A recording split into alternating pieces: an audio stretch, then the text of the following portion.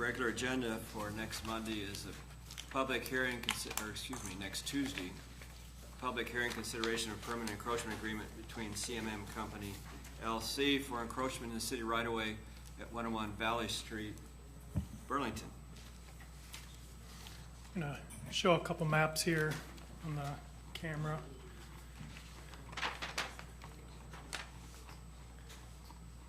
Once she get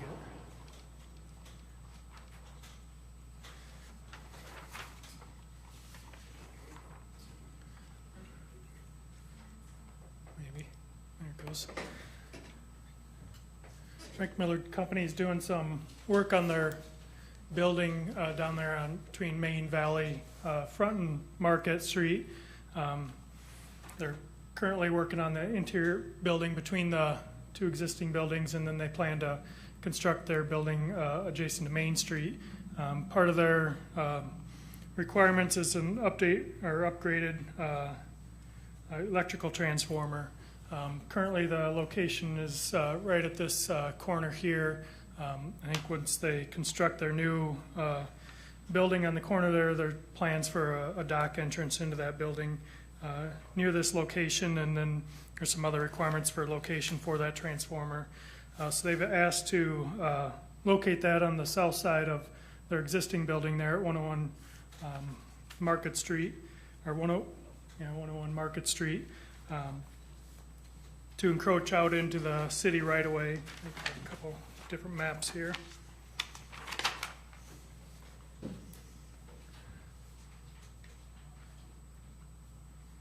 So this is the edge of the existing building with Market Street here on the south side. They want to build an electrical platform adjacent to the building, and then pull out a transformer for their private electrical transformer, which would extend out approximately 9 or 10 feet out into city right away. Again, this is being relocated from the location circled here in red. There were some comments on the review of that. There's a 16-inch water main right along the edge of the curb. That Waterworks commented they do not feel it's a good idea to get that close to the water main. I have about 4 or 5 different maps here, but in blue here is the 16-inch water main, and the transformer would be very close to the edge of that if it were approved for an encroachment into city right away. The sidewalk is fairly non-existent in this location. I think when they rebuilt their sidewalk on the corner of Valley and Front Street, they allowed for stair access and handicap accessibility. Currently, when this was all reconstructed and based on the docks, the sidewalk essentially went away on that location. The other comment or concern was just placing an encroachment in city right away when there may be room otherwise in their property, although not convenient, to place the electrical transformer. So there's a couple comments raised through the review process. The platform would be a similar elevation to the base floor of the building, which is 1 foot above the 500-foot flood level.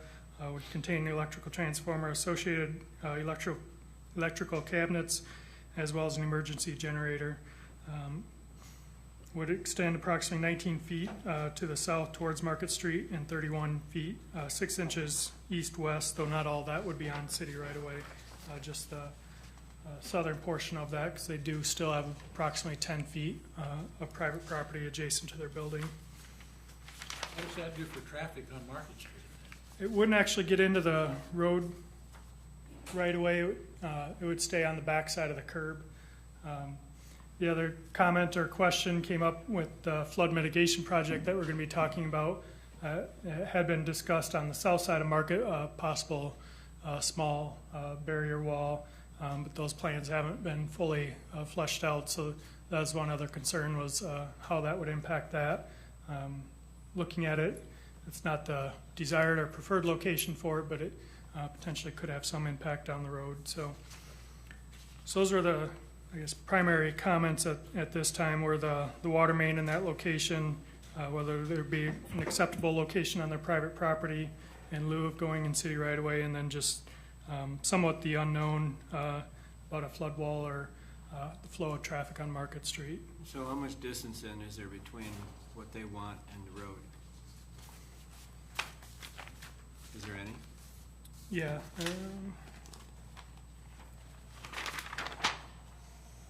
It's must be. approximately 4 feet. Let's see this map here. Market Street isn't very wide to begin with. The edge of the road is shown here in this line. The edge of the transformer, the platform would be, I guess up here, it's approximately 3 to 4 feet. And the water main, how much? Water main runs approximately right on the curb line or Right just on the inside curb the curb line. With any encroachment, if there's any issue with city utilities or otherwise, our agreements all place a responsibility on the encroacher, the one that has the permit. If anything has to be tore out, it'd be their cost to put it back in, but it's something they are aware of all the comments and still would like to go forward with it and understand the responsibility with that.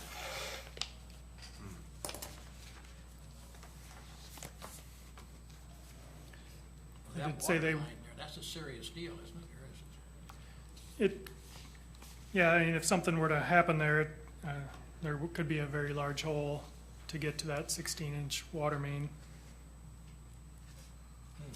But it wouldn't necessarily interfere with what they want to put there.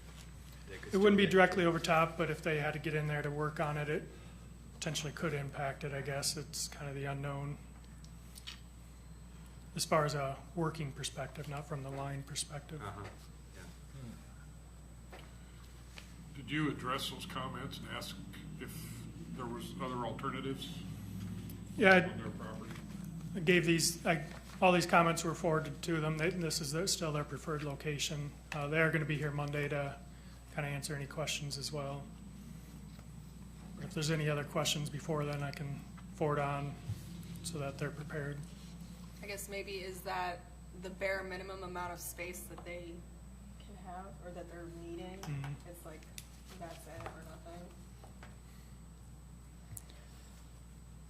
Because maybe if it was less of encroachment, maybe it'd be okay, but. They've got a lot of parking lot to the, identified to the west of that. I would rather them use that space than to use city right of way. So they're actually extending 9 feet out into the right of way, right? Approximately, yeah, the right-of-way line's right near where this service pole is. I think it might be a foot past that, so about 8 feet or so. I think the reason they want to move it out of that parking lot is maybe they don't want semis to hit it. That's the only thing I can think of. Yeah, they're, Because it is pretty, I mean, backing up a semi. they do have plans for a couple truck docks and then a ramp up into it. And it would be, currently, I think it's right in this location, right where the back of that truck would be. I see.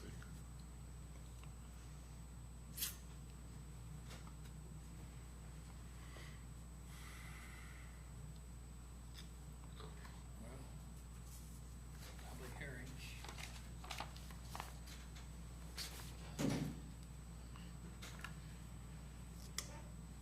What else here, Council? That's it for now. I'm good for now. Okay. Mr. Scott?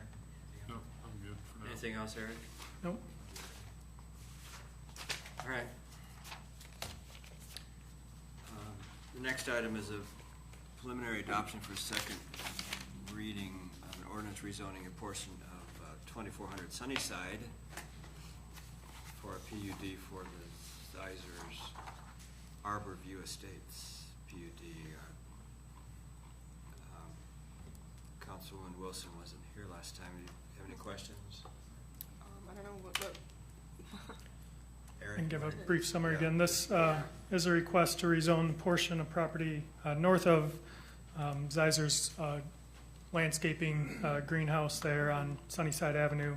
They rezoned their business to C1 a few years ago, but the backside remains as R1, single-family residential. They're asking to rezone that to a include a PUD overlay to allow some zero lot line development, townhouse or condo development on the south side of the PUD, up to 14 units that could have duplex condos on it. This is a preliminary concept plan. They still would have to go through the platting process, so this hasn't been approved and isn't necessarily the final design, but is a concept option for them. The PUD would allow up to 14 attached units on the south side of the property directly adjacent to Zeiser's property, so all these units would be adjacent to his own property. He does plan to put in a landscape buffer on the south side. The housing lot should be no less than 7,000 square feet for these duplex lots. Our typical lot size in an R1 district is 9,000 square feet. The combined lots would be at least 14,000 square feet, but each individual home would be on its own lot. Would have to be 7,000. Would allow zero setback in between the two homes, the attached homes, and then lot width for the housing would be a minimum of 50 feet. They show on generally 56.5 feet width for these lots. Our minimum lot width in an R1 is 70 feet. When you look at both lots combined, it'd be over 110 feet. But so this is, the PUD primarily addresses the southern portion of our strip of housing or lots. The rest of the lots throughout the development would have to maintain the typical R1 standards for lot width and lot size. These lots are considerably larger in size than what our R1 standards are. Would have to maintain open space, have similar architectural appearance, and maintain stormwater management, and do have to go through the platting process. I guess this is the first step in considering this. I guess infill redevelopment is going through the rezoning to see if this would be allowed, and then if this is approved, they would be bringing forward a plat through the Planning Commission and City Council at that point. Did you guys have any concerns? I don't think so. There was none, no Expressed at comment the time. from the audience either. So. Someone asked me, Eric, about when people come forward with a subdivision or Mhm. development like this, does the waterworks weigh in on, do they have enough capacity to handle Yeah, rush pressure? Anytime we have a request like this, we send a review to all departments within the city, including Waterworks, Alliant, Mediacom, Public Works, Fire, Police. Every department in the city gets a copy of this when we get all those comments back and compile them before they move forward to the Planning Commission stage. So. Okay, that's what I thought, but I wanted. Mhm.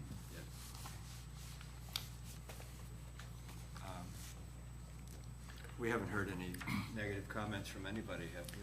No, I think just as we get into the platting, just some questions as we always get with new subdivisions is the stormwater drainage and Yeah. how that'll be played out. I know they had talked, even though this is conceptual, about some stormwater detention somewhere in this subdivision, so that will have to be addressed through the platting process. So that's typically on any infill site what Yeah. the questions Right. are, stormwater, and that's a requirement of the platting. So Okay, not necessarily the zoning, that just allows the use, and then even if this is approved, it doesn't mean they can just subdivide whatever they want. They still have to meet the stormwater requirements. okay. Okay.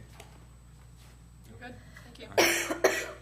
Mayor, I wouldn't have a problem if we wanted to waive and the right to final reading on this, so you can get into the platting process.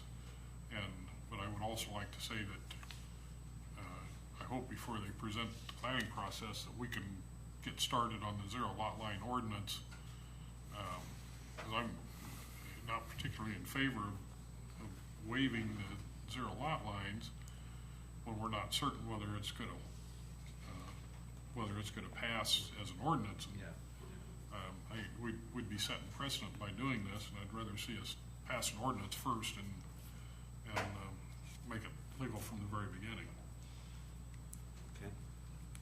I don't have a problem with waiving either, do you? No. You're okay? I'm good. Okay. I got it. Got it? Okay. And you noted that, Eric? Yep. Okay, thank you. We have a resolution approving the final plan of the Christine subdivision, which we had a preliminary plat approved in January, was it, Eric? Yeah, yep. show the aerial map to start. The property is located off of Gunnison Street, just north of Agency. This is kind of the hill down Agency that comes back up. The former Dresser Ann site's to the east here, but at the top of Gunnison's this lot, owned by Don and Christine Harder. It is zoned M1, light industrial, follows in with this light industrial district here, and desired to subdivide it as previously approved through the preliminary plat process of the Planning Commission and City Council to allow for lot development in this area. So subdividing 7 lots, approximately 1/8 of an acre up to nearly 1/2 an acre in size to sell for light industrial, generally storage or office type use.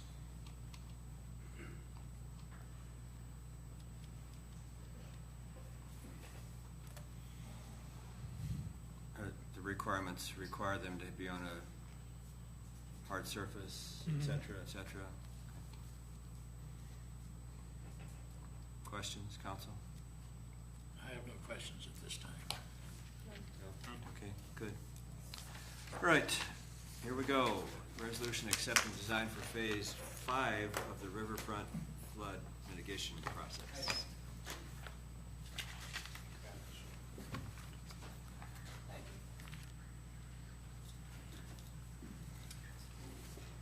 Thank you very much. My name is Leo Foley. I'm with Veenstra and Kim, representing Veenstra and Kim and our partner, which is Smith Group JJR. So just so everybody remembers, Veenstra and Kim is more in the engineering and design. Smith Group JJR is kind of the master planners. So a lot of the stuff you're going to see tonight is the master plan type thing. What we were hoping to do is to come back to you and basically say, when we got the grant for the flood mitigation, we had put together a master plan, and we put it together in 90 days. Our first task was, let's relook at that master plan, make sure we get down to the detail, get a steering committee that steers us through that, so that when we go to design, everybody knows what they're going to get in design. Look at the phases and everything. So we've been hard at work at that. Steering committee represented today, Matt Rinke is here. We've got a lot of input from them. We've got input from the public, the planning commission, general stakeholders. So let me just whip through and kind of tell you what we're after here. This is the first slide, and it shows the pictures are kind of important on this one. What we're showing is at the bottom of the page a history slide. So it basically shows the history of what it was. And then the one to the right, of course, is maybe a couple of years ago when you were having steamboat days. And it basically shows what the riverfront in that area looks like. So what we'd like to talk about is coordination, how we got to the master plan, introduction of our detailed design, and that's something you haven't seen. What are our next steps, schedules, how does that work? And then kind of a nice master plan thing that they've got done is a 3D flyover. A lot of what you'll see here is going to be in that 3D flyover, but they took snippets so we can kind of talk and see what these things are. So this work, we did confirmation of the schematic design master plan, and so we can advance to phase 5 design. We've already started with a lot of the detailed design, but not the plans that would go out for construction documents. That's going to be done this summer, design development to get to there. Hopefully by the fall we have final plans. By the winter we can start permitting. We've already had meetings with the the IDNR and the Corps of Engineers. But really, until you get a bid set that they can look at, they really don't want to spend a lot of time. So in the winter is when we're really going to hit them hard with, here's what we've got. And you'll see a lot of that today. July 2017, right after Steamboat Days, we start. And this is a picture, just an overview picture, that kind of shows what the riverfront could look like as part of the master plan. And this is a bird's eye view. I've got about an hour's worth of slides that I'm going to try. I was told get through in 30 minutes. And when the city manager tells me to get through in 30 minutes, I'm going to work hard to get through in 30 minutes. So that's what this one is. The next one kind of shows you get a little bit more detail. It shows the plaza out in front of the Veterans Memorial. The plaza, as you can see, parking and things like that in that plaza with the cars just in there for scale. There'll be bollards that'll set it off so it can be used for different things. The bollards help direct traffic through and that kind of define what that space looks like. One thing I wanted to show you too, you see the red patterns there. What we're trying to do there is we're picking up the main streets and kind of showing a red pattern out to the river. And you'll see in another thing to kind of bring people to the river more or less. And this one shows a little bit different, looking behind the memorial building, shows the dockage, kind of shows what we're going to do, the space where the wall's going to go up closer to the memorial there, not at the riverfront. So that's the only area you'll see that. This is looking at the stage, looking down onto the stage, also showing the water feature. Water feature meaning showing the play area. So that's a little bit different. This is sitting on the stage, looking from the band stage out. The next one, again, showing the spray park, showing what that could look like. This spray area is a little bit different than the one you see now. This is one that there's drains in there, and when it goes away, you can walk on it. There's no problem at all with it. This is more looking at your dockage. Platforms, as I was talking about, the red areas leading out to the river, kind of little overlooks, more or less trying to draw attention and draw activity to the riverfront. Also, you'll start to see the boardwalk going through, kind of a bike trail boardwalk that's going all the way through there. Okay, again, trying to pick up from behind the port building. The building you'll see there that has the little grass roof on it, that's going to be like a bathroom type thing, and we believe that those kind of things can be paid for using a big grant. So we felt that was an important feature to start to get some transient boating features up in that area. Trying to think of the other thing. You'll start to see how the landscape's changing to use walls and things like that. You'll see the river. I think this will work. You start to see the river wall, which is 42 inches high.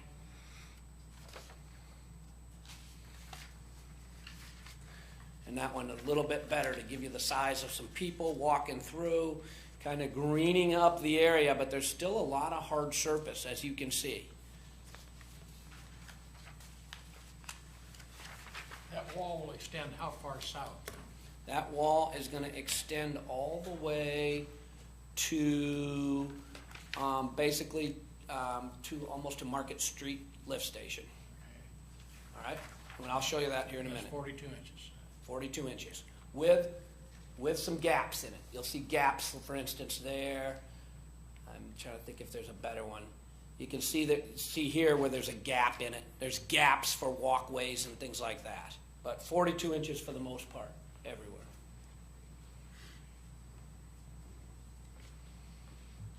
Okay, and again, this is looking behind the port building, just showing the dockages, the river, the river wall, and then the flood wall. Now, we've done some engineering work. The city did a great job of finding all the old plans and design memos for the river wall, and we found out we can use a lot of the sheet piling and things like that are used there. It goes down, I think, 15 feet. There's dead men tiebacks that go in. So our structural engineers were just very happy, which meant we could probably put our wall right on top of there and stay in our budget. Good. That's interesting. And again, just kind of showing what it would look like with the little walls that people would be able to sit on, the decorative nature. This one, again, when we work with the steamboats committees, they were very concerned about trees. So here you're going to see, it's kind of funny, there's not enough shade, but we're worried about trees. So what we're thinking of is high canopy trees that you can look under. And we've showed other places they do it, and I think the Steamboat Committee was very happy once we started showing what we had in mind with those type of trees. And this is kind of to get a feel when you're right down in on in on the site what size things are. And this is all to scale. So you can see what that would do. Again, these are kind of these trellises leading from the boardwalk or from the dockages back up into the community. And we think tying the community and the riverfront together were really important. Okay. I want to go back to one more. This one shows also some of the shade structures that we had, and for instance, up at the up where the bandstands are, it shows some of these permanent shade structures. And part of that too is stuff that I know you built during Steamboat days, that maybe we can incorporate some of that.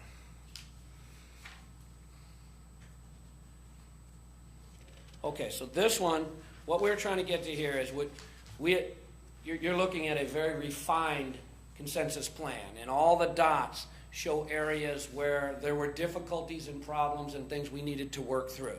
So for instance, far left, you're going to see there, if we need to refine that south boat ramp. It does not; those boat ramps don't operate very well. The parking lot doesn't work very well, so we need to redo that. You'll also see in this area there used to be 2 boat ramps, 3 boat ramps. Those boat ramps now are gone in this plan.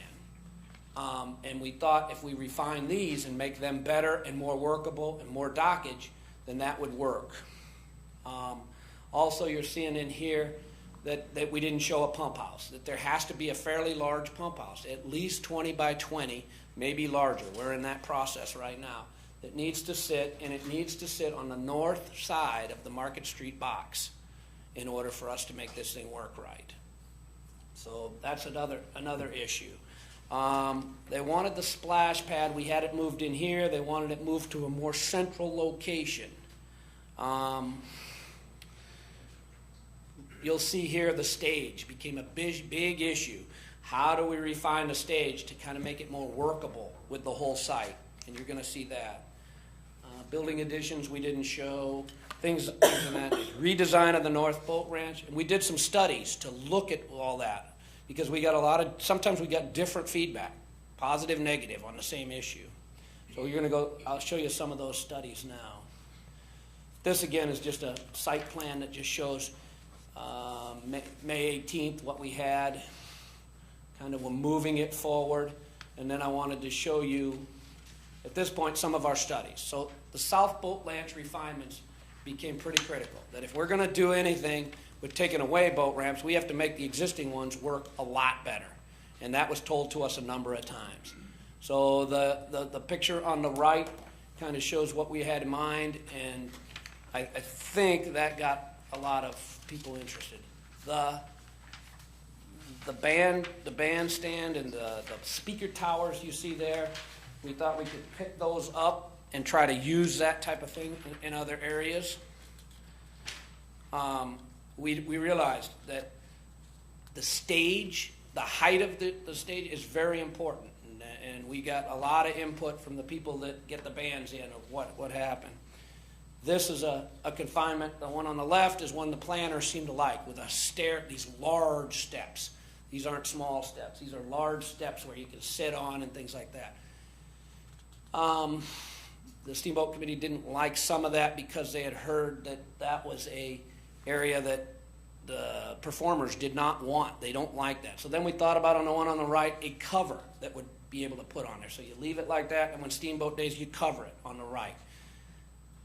It still wasn't really that well accepted. So we did a couple more versions to see what would happen. And the one on the right and the bottom seemed to kind of win out as the way we thought could satisfy the most amount of people. And what that is these big stair things on either side, but leave the front open like that. And everybody seemed to think that would make a lot of sense. And what it does is it makes that stage a lot more usable all year round. So it's not just usable at a certain time. This is just showing the canopies during Steamboat events, what the canopies look like, and then the one on the left is something that could be more of a permanent structure. And then down at the bottom, we're kind of showing you other ones that JJR has done. Very similar type things. It incorporates shade, it kind of gets your year-round usage. It might even be able to coordinate with steamboat days and make it so it's a win-win financially. So if you did it, because I think they spend quite a bit of money trying to do that every year. So that was something we talked about, was stage company. The other one, this got a lot of discussion, ice rink research. And the reason that became important is two of the more important things people talked about was some kind of a spray ground. And then when you have a spray ground, the interest is, can you do anything with it in the wintertime? So discussions, there are a lot of different discussions that came up about, can you make kind of a hole in the ground, you know, a depression, and that you could fill it with water and make a simple skating rink. But what we found is that climates like this and the people that really do it as experts say, you're really gonna struggle doing that. The temperatures aren't right. So then they went through in these things here. You have to have a level site. You got to have power. You got to have hot water. You got to have electric. You got to have mats. And what we finally figured out is that the people that do this as a temporary thing, they come in and do it during a year, and the ones at the top left show that. They'll charge you about $300,000 to buy that, which seems very expensive. Yes. Very expensive. So what most people do is they'll rent it. And they might rent it for a season. And you can do a whole setup and everything for like $80,000. And we might be able to find a grant and see how popular it is. But that's the one that almost every community is going to. They're going to more of a temporary than a permanent type thing, because you start thinking about it. You get ice in there, and we have melting periods. We just don't have the consistent temperatures that would let that work. So this is an idea. We haven't passed on the idea, but I guess our feelings are that the temporary might be a better solution in the long run. The North Boat Launch has come up numerous times. And the North Boat Launch right now is very well used. A lot of people, we had public meetings that basically say, don't touch it. Don't touch it. You don't have to dredge it very often. It works very well. We like that North Launch just the way it is. Well, so that's how we decided to stay. But then the steering committee said, no, there are issues, and they liked the plan on the right where you angled them, which to be honest is much better circulation. It would help, but it's not a priority. So what we kind of said is, for the master plan, for the vision of the master plan, we probably leave the one on the right on as more of an altered north boat ramp. It's not funded right now. It's not part of the flood mitigation monies, but it probably would make more sense in the long run. You'll see a little, kind of like a little building out in here that they could use for certain things. And we just think that it would be a better situation in the longest part of the year. Okay, things here that with the flood wall. We've shown what the flood wall could look like. You're not seeing there, you're not seeing what your flood wall might look like, but the precedence in the bottom right, what that shows is very, very similar, 42-inch wall with something on top of it. And that's what this one down here is showing. We're starting to look at the type of wall, where you would put these type of things that would mimic something like this. You don't have to have those in, and I'll show you some pictures here in a minute. But you definitely, if you don't put the pilaster in here, then you have to make a thicker base down below, because you're going to be building something during a flood. And we'll show you what that looks like. Colors, patterns still really haven't been selected. We're just showing you what it could look like here.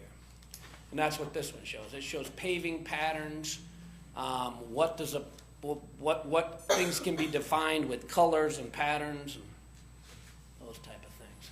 Okay, this particular one, now we're talking about now we're getting down from a master plan to what are you going to do? You have 4 different phases. Phase 5 starts. What are we going to do during phase 5? Because phase 5, you have about $5 million. Only $850,000 of that $5 million is for site restoration. What the state of Iowa does, they're paying for your flood protection. They're saying the site restoration, you know, we'll do part of it, but they're gonna want you to find other monies. And that's understandable, we've understood that all along. But for plans and specs, we have to say, what are we gonna do with the $850,000? And this is the kind of things that we're really working hard on right now, is what the initial investments can pay for. Pavements, lawns, trees, lighting, overlooks and railings.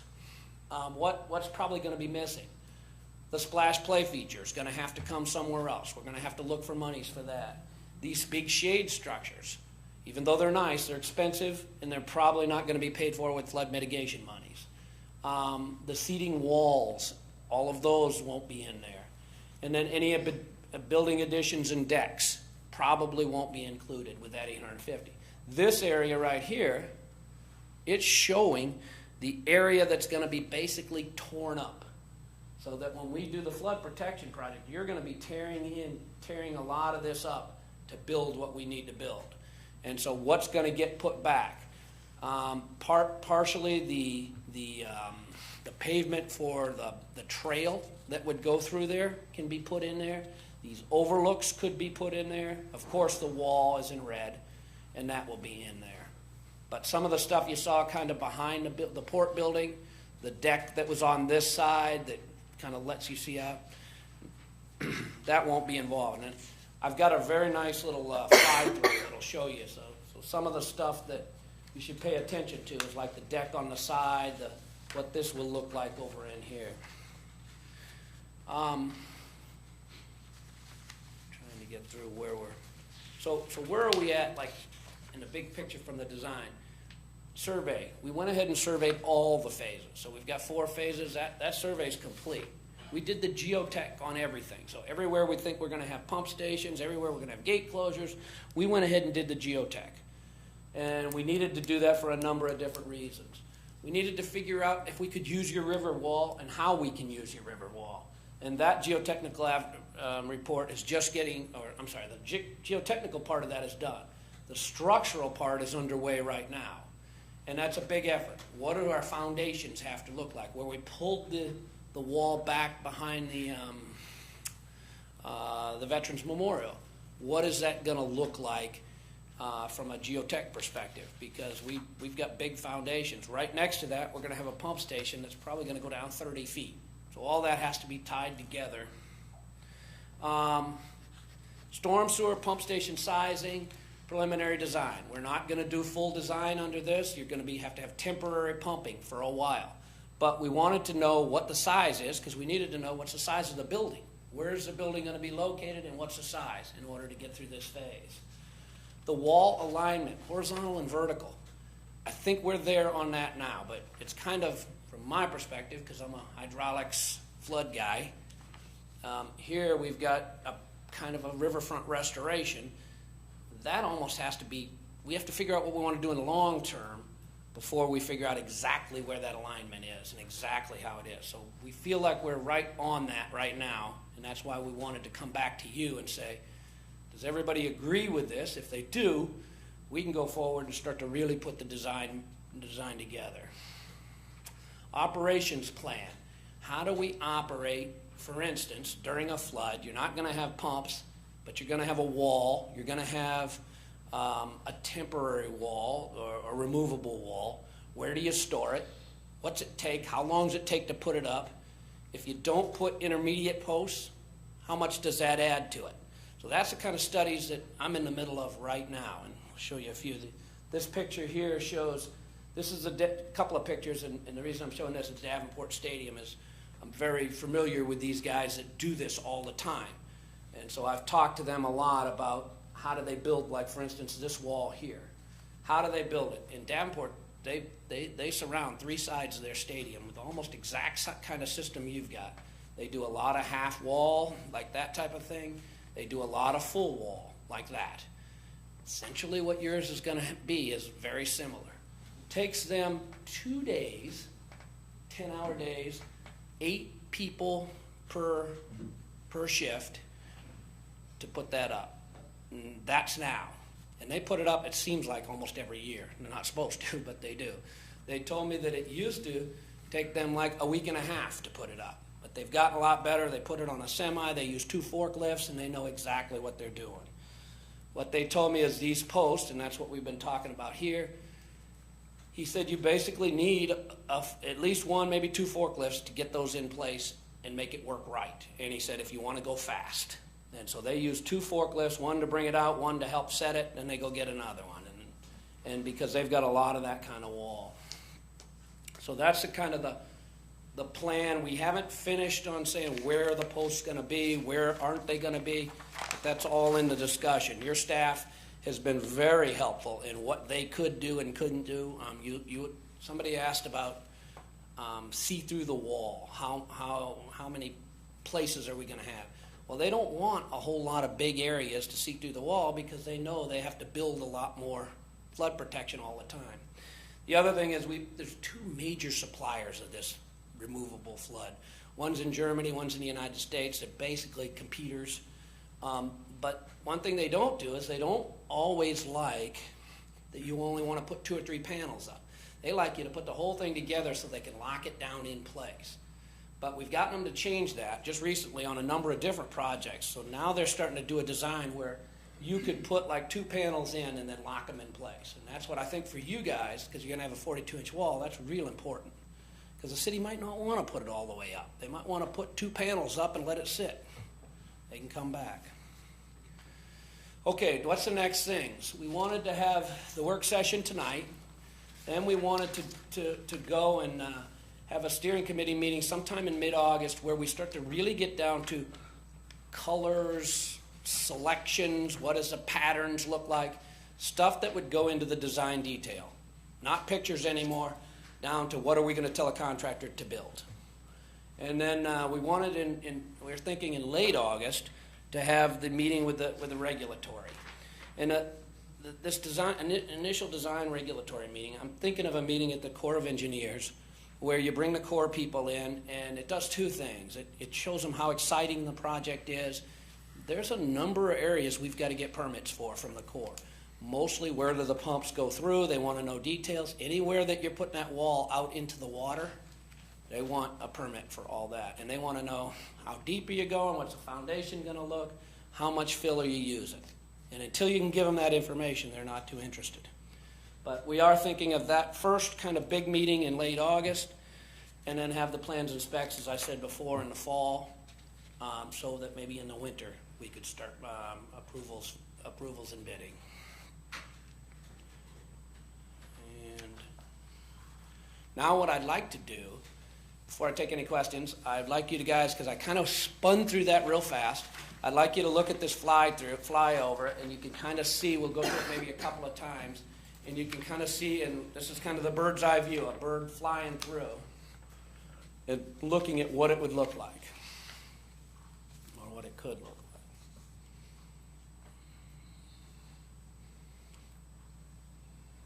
This is looking under the canopy.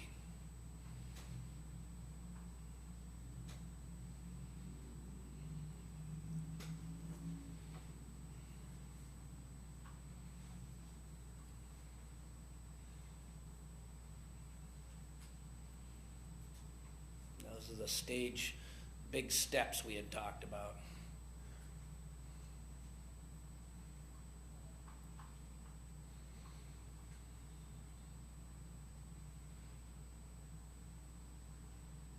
The building over here is more of a building that would be used by the port.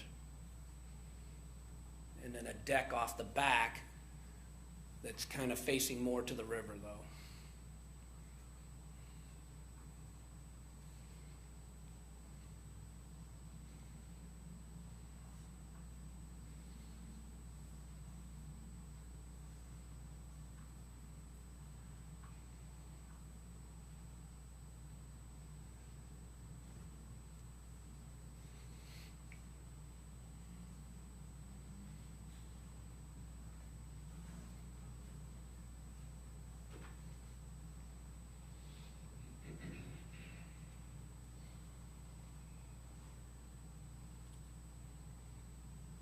All of this paving in here, we think we can do with the first phase.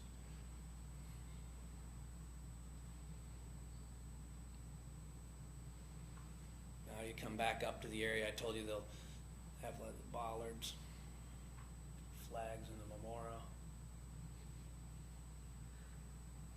The black or dark building off to the right is where the pump station would be, and that's what that's showing.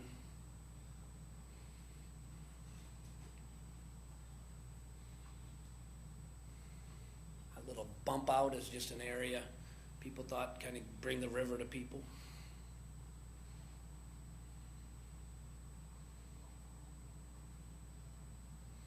That's the flyover. Quick, few other things about, just in general, funding. We also know there's certain places we know we can get funding. For instance, the city's doing a very large sewer separation project. We can do what's called a green infrastructure project.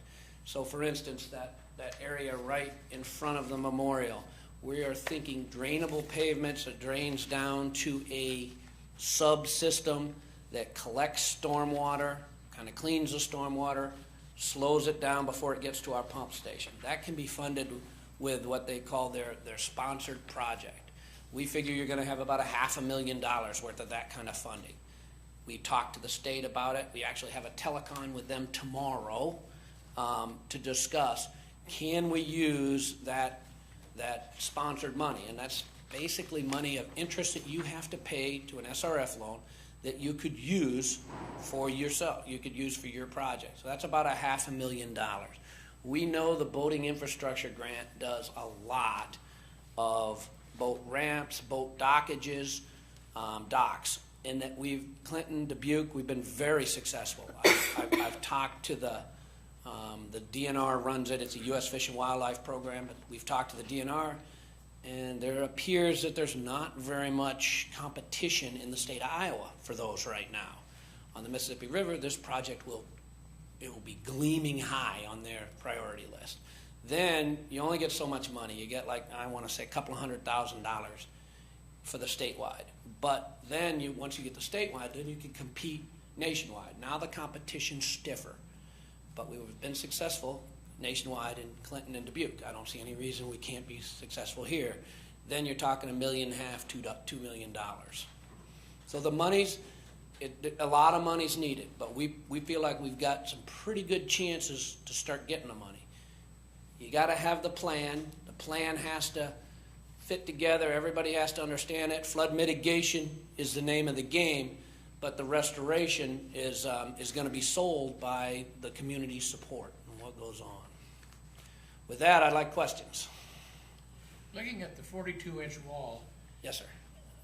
looking at our recent flood history, we would usually always have to put the things up above there, or would the 42-inch wall? We think, I don't like to use this term because I can get in trouble, a 42-inch wall puts you at about the 100-year flood level, which means theoretically you shouldn't be using that wall very often. Now, though at the Corps will say is 100 years is not a very good term, you should go 100 plus, the Corps of Engineers would say plus 3 feet. So your wall is going to be at the 500 year plus a couple of feet. And that wall, the design of the top of that wall was based on the 2008 flood. And they said, okay, if it didn't break on the other side of the river and we add another foot. So that's up there pretty high. We don't think you should have to use it all the time. With that said, you might. So it's going to be designed to take that kind of flood. But with that 42-inch wall, and you guys can tell me, that's about the height of your fence. How often has the flow come over the top of that fence?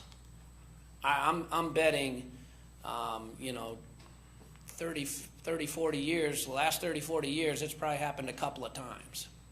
Thank you. But there will be gaps that we have to put. Gaps where I showed the one in Davenport where you put it all the way up. Yeah.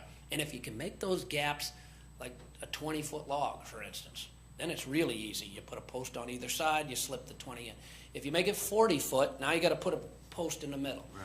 And it's not that big of a deal to put the post in.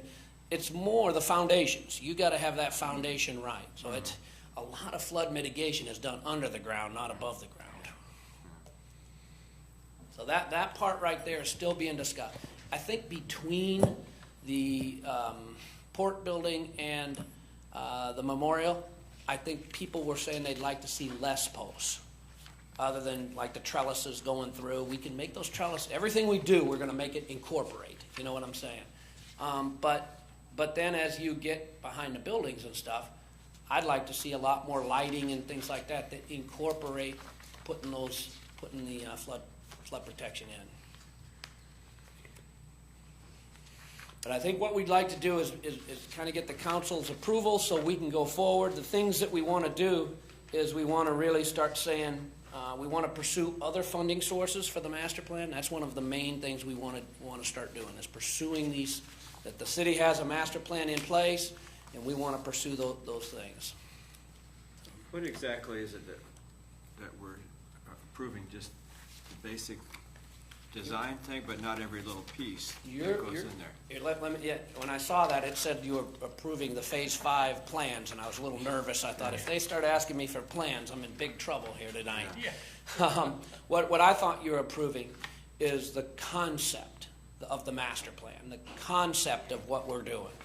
What we're going to come back to you with is plans and specifications. So we'll come back to you with plans and specs before we bid, Okay. way before we bid. Because there's some things in there that No, I understand. are not flying for me, so. Yeah. No, and we'd appreciate any of that input, you know, as far as what you think, you know.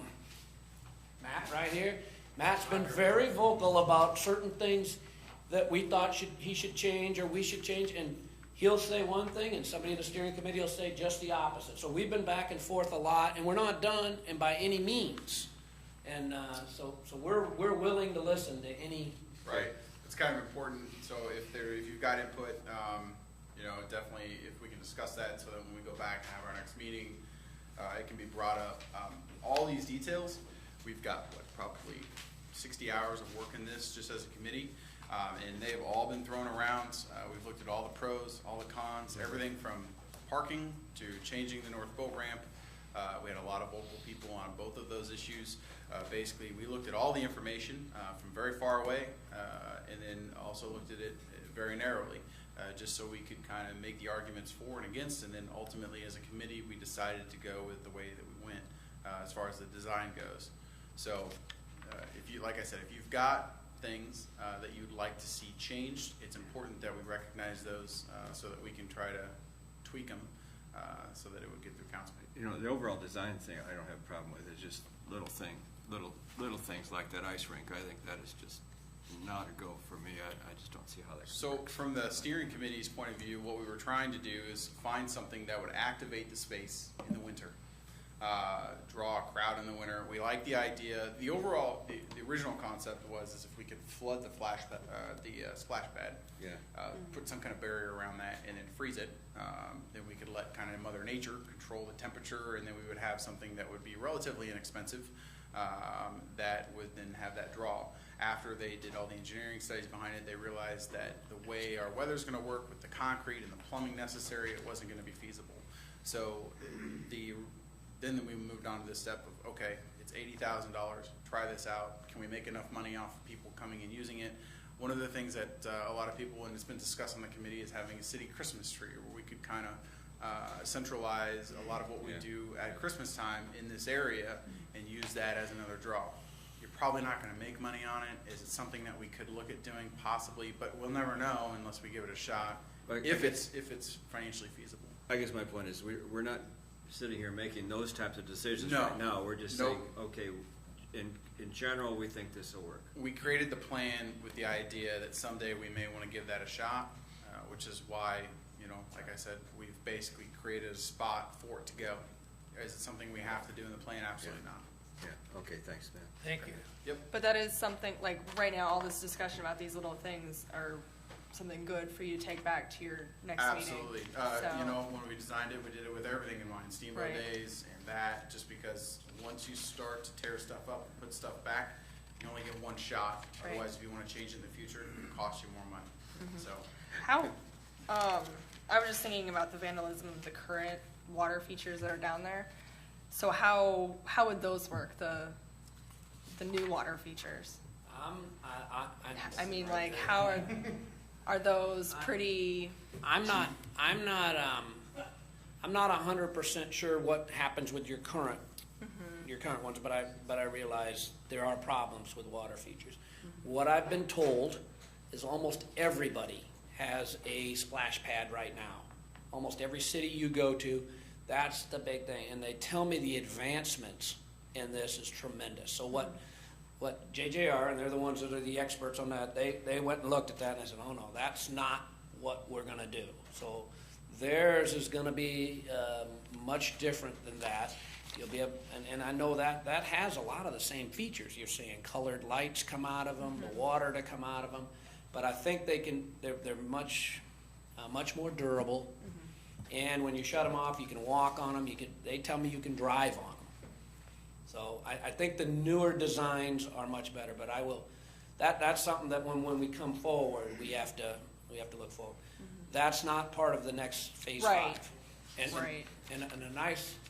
When I said I'm going to be coming back to you with the phase 5 plans, that has to fit into details of what's going to happen in the future. Yeah. Where's the electric going to go? Where's the water going to go? What we were telling you today is that site's going to be pretty flat. We're not going to. Matt had mentioned that first we had talked about putting like walls around a little area. Well, that's not what we have planned right now, because if we were going to do that, we'd have to change some of the stuff. And I know we're gonna get questions about, well, how much parking are you gonna have there?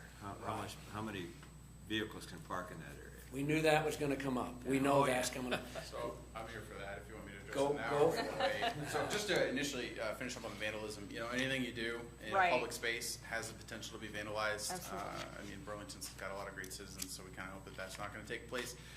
The idea that we're not fools, so we do know that is possible. But that's why we've got a great police chief and an awesome police department to try and help prevent some of that stuff. As far as the parking goes, overall, you're not really losing that many spaces. You're just kind of displacing it and moving it around a little bit. I'm sure you all are familiar with the parking survey. We determined, and we looked at that in a lot of depth, especially in the first couple of meetings. We determined that if we just move some things around and maximize some of our space, especially the truck trailer parking in the boating areas, that we're making it much more efficient. And because I think the average number of parking stalls that are used on a daily basis in the north boat ramp area, it's only something like 10%.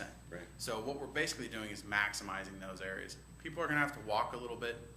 We have heard some people make statements that some of the elderly people in town or some of the handicapped people in town may not have as much accessibility to the area. We've identified some of those. I mean, there's almost 100 parking spaces in the place between where you enter to the auditorium and the place where you would exit near the port. There's 100 spaces there. I think there's only, 240 spaces in the entire lot, and you're actually gaining almost 100 spaces in the south lot by redesigning it and removing the other boat ramps. So around the auditorium itself, you're not really losing a whole lot. You're just kind of moving some things around and maximizing it. So it was something that we looked at very heavily. The area on the west side of the auditorium still has the access where you could pull up and let people out and park. And then we've also added the space in the north. So there's 2 areas now that would allow for people to be able to come gain access to the auditorium or to the space between the port and the auditorium, and then be able to park their vehicles. And then obviously you would prioritize parking for handicapped or elderly people in those spaces that are closer to those buildings. So, yes, good comment, but we did look at that in a lot of depth. See, nothing to worry about. I have a question about the larger dock. I don't remember seeing that in the plan. Obviously, it was in here in May, but is that a public?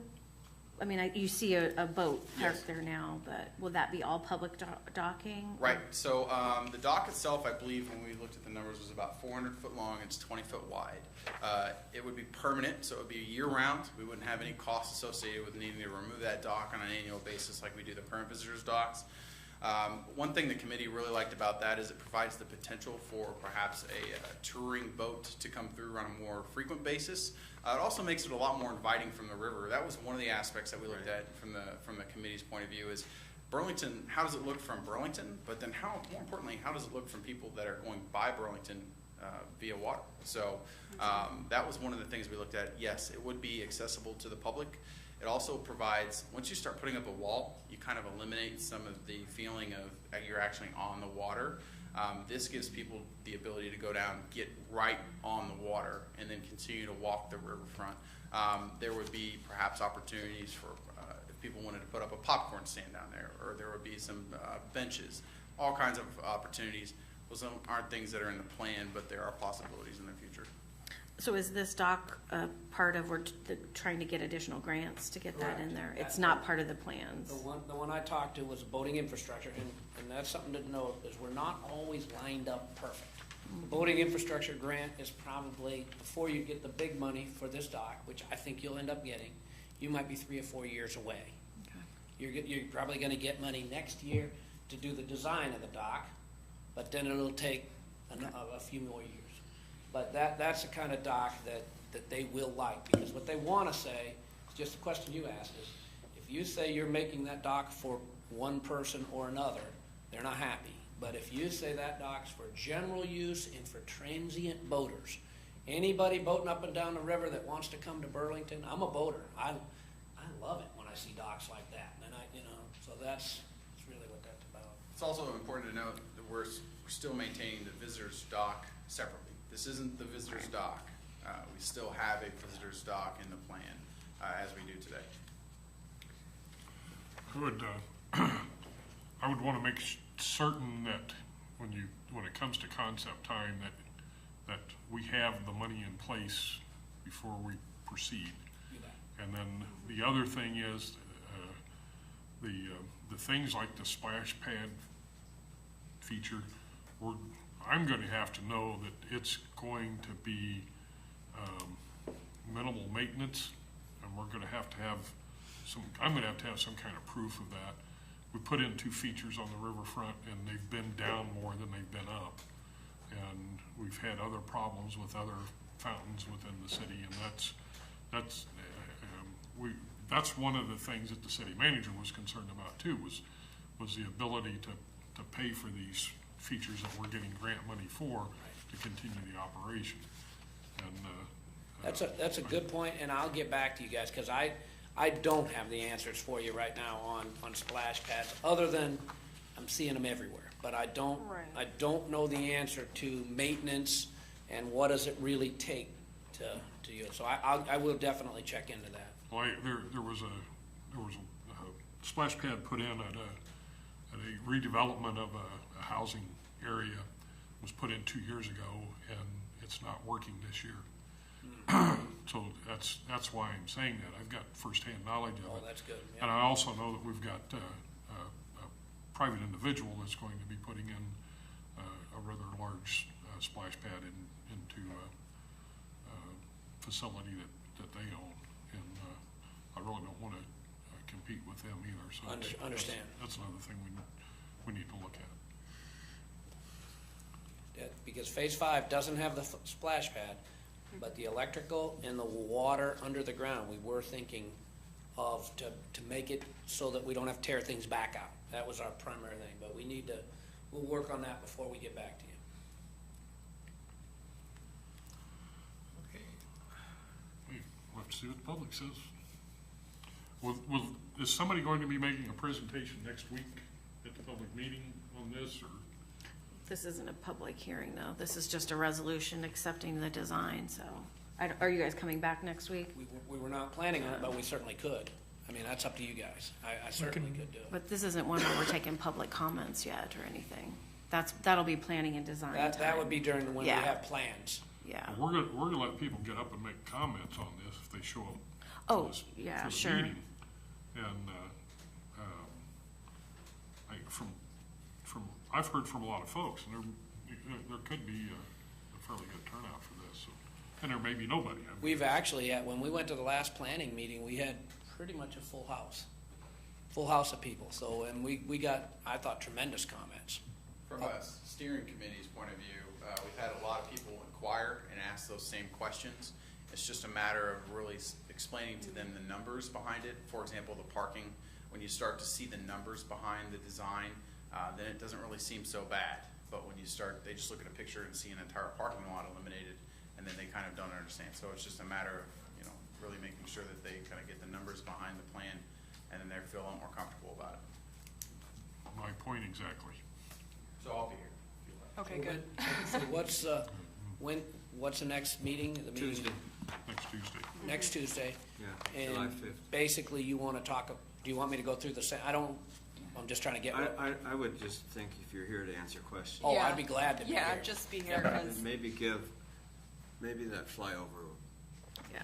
The flyover would be nice, I Yeah. think, yeah. Yeah. Okay, that sounds Does that great. sound okay to you? No, but Well, what do you- that looks like I'm outnumbered. No, I don't. I mean, I would rather have a presentation. We're gonna spend $26 million from this plan. I would like to have people see it up front. I don't wanna get halfway into it. Do you want to do that this week, or would you rather have like a special public meeting for it? I mean, we've done both. Well, we'll do whatever you guys, We do our business at council meetings. okay, great. I mean, the more opportunity people have to see this and comment on it, the better, Okay. as far as I'm concerned. Well, I agree with that. I mean, it hasn't been 15 years that we had that entire parking lot tore up Right. and made $6 million in improvements down there. Now we're getting ready to tear them out and do it all over again. I want people to have a real Sure. opportunity to Sure. speak to it.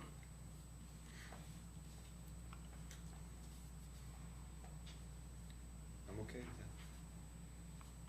Fine. More information, the better. So next Tuesday, 5:30. we'll come here and 5:30. make a shortened presentation with the flyover and take comments and questions.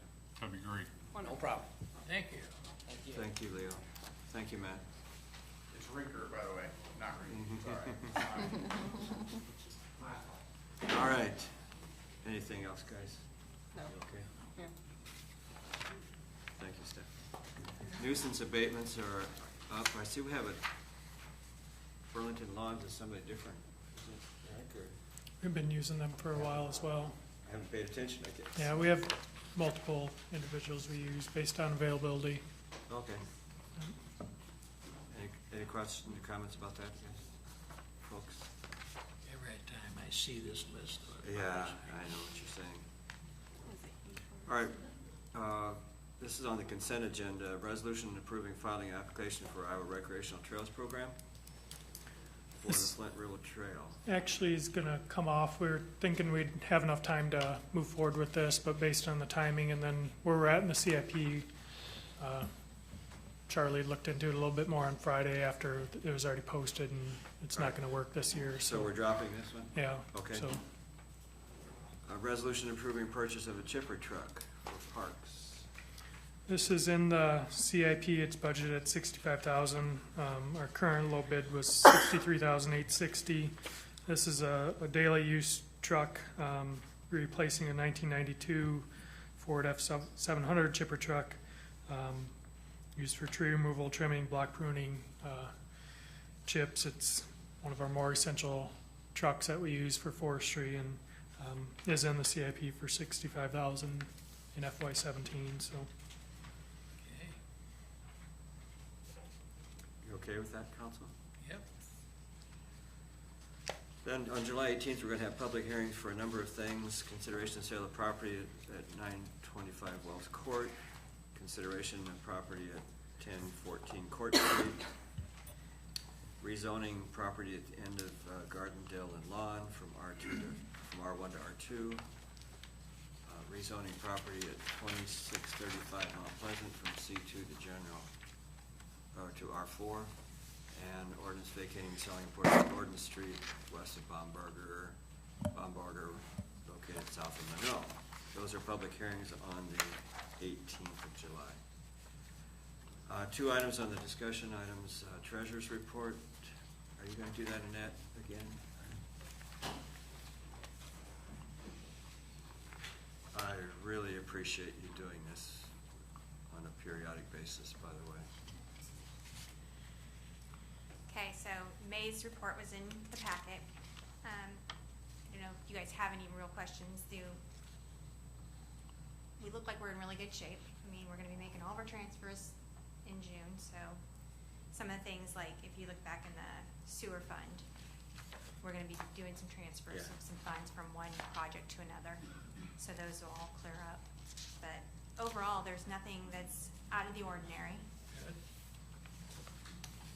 That downtown facade thing is all taken care of then? or- We still have, I think, two, One, is there just one now? That hasn't completely paid off their portion yet, so Okay. That's good. we'll have a little bit more coming in there. That's good. And then, Okay. you know, the normal things that are timing, like you won't really know the true numbers for like our internal service funds for vehicle maintenance Yeah. and stuff like that Yeah. until after the end of the year. Yep, okay. Questions, council? We're getting better shape all the time, right? Yes. All right, and then last, thank you, Mr. Conley. Then the 28E agreement with the airport. Mrs. Beard. Hello, I'm Mary Beard, Southeast Iowa Regional Airport Director, and we have revised a little bit of the 2080 agreement as we talk about the Armory property. It went to our council and then the city's council. I'm hoping you might have a copy of that in front of you. We reviewed it as a board on Friday, and there was one comment, a couple comments that we just wanted to draw your attention to, and that is in section 5.4, care and maintenance, where it really specifically talks about the Armory building. And it says, in the event the city and authority mutually agree that the existing Armory building should be demolished.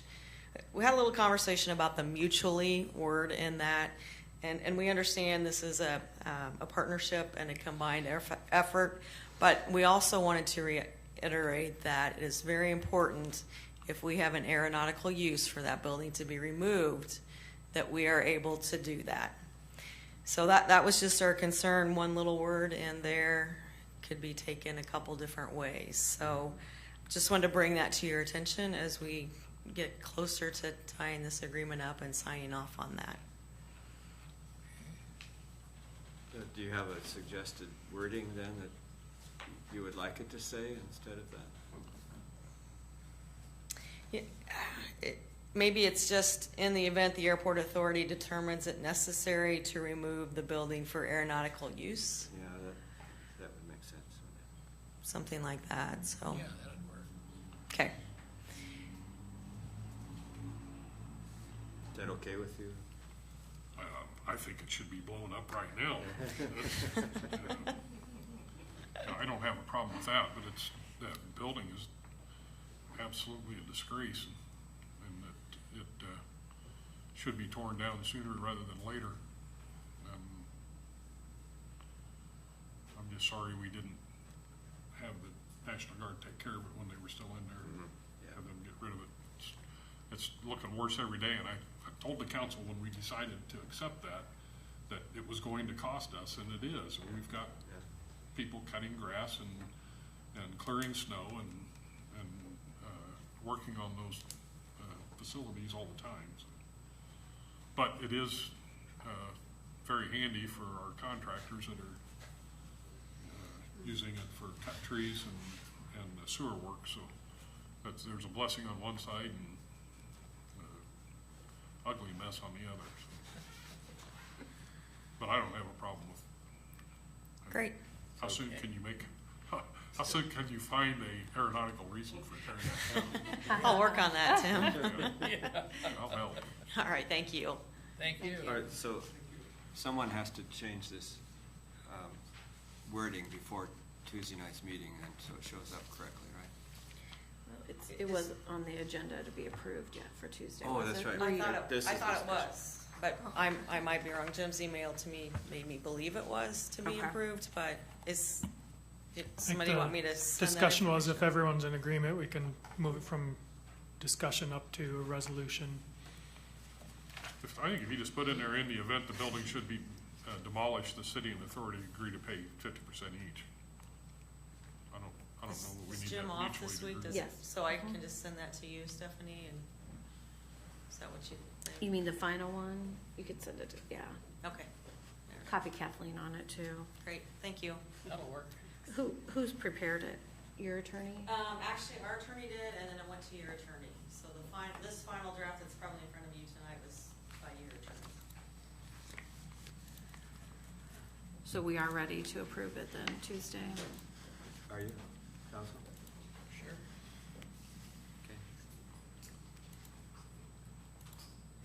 And that's the end of our agenda. You have comments? Ms. Wilson? No, none. No? Thank you. Mr. Scott? Yes. I received a note from Shar at the homeless shelter. They're going to have their inspection, building inspection, and there's a $300 fee associated with that. In the past, the council has moved to waive that fee. They don't get anything for having people stay there. All the money that they receive is donations from the citizens of the community. I would like to see it put on the agenda that we approve waiving